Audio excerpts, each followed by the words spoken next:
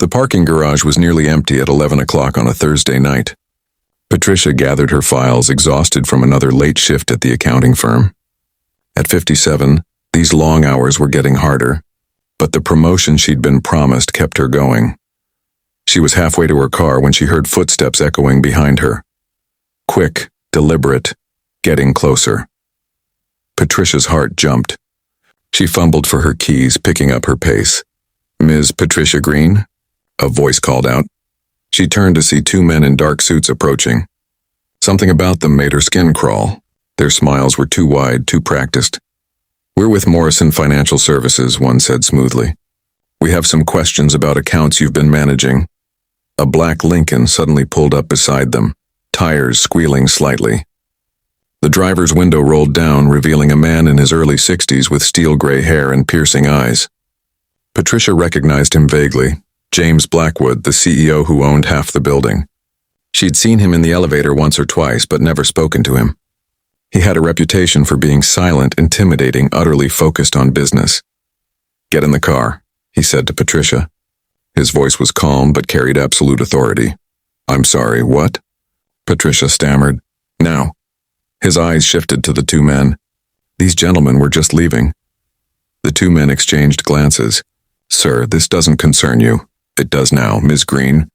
Get in the car, please." That last word was softer, almost gentle. Something in his tone, in the tension she could feel crackling between him and these strangers, made Patricia move. She rushed to the passenger side and slid in. James accelerated smoothly out of the garage. Patricia's hands shook as she fastened her seatbelt. What just happened? Who were those men?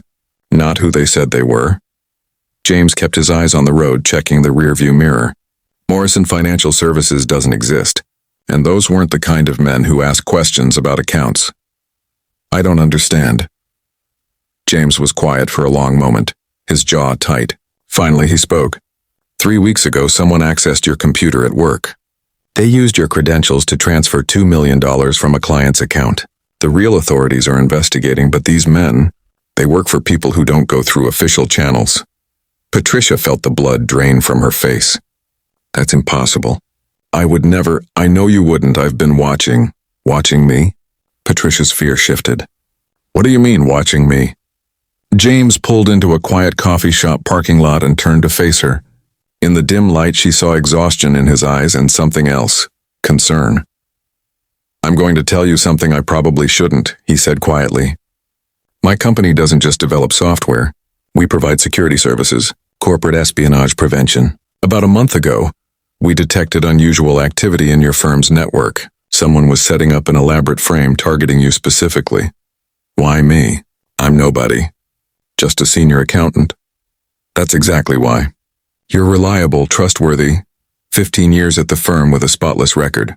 You're also a single mother whose son just started college. Someone thought you'd be the perfect scapegoat. Beyond suspicion until the evidence appeared, then too vulnerable to fight back." Patricia's mind reeled. "My son, David, is he safe?" "He's fine. I have people watching him, discreetly." James ran a hand through his hair.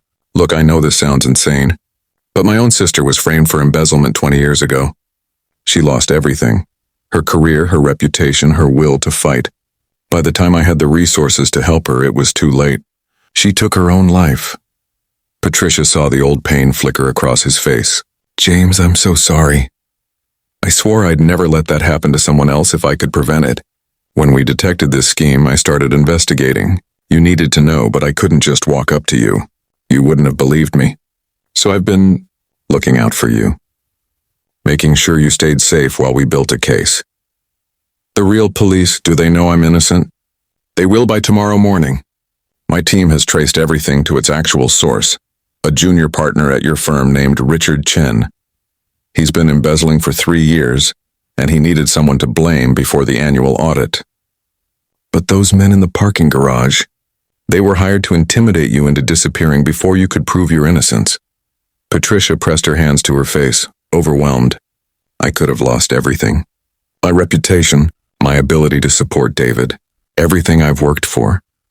I wouldn't have let that happen." James's voice was firm. "My sister didn't have anyone watching out for her, but you do.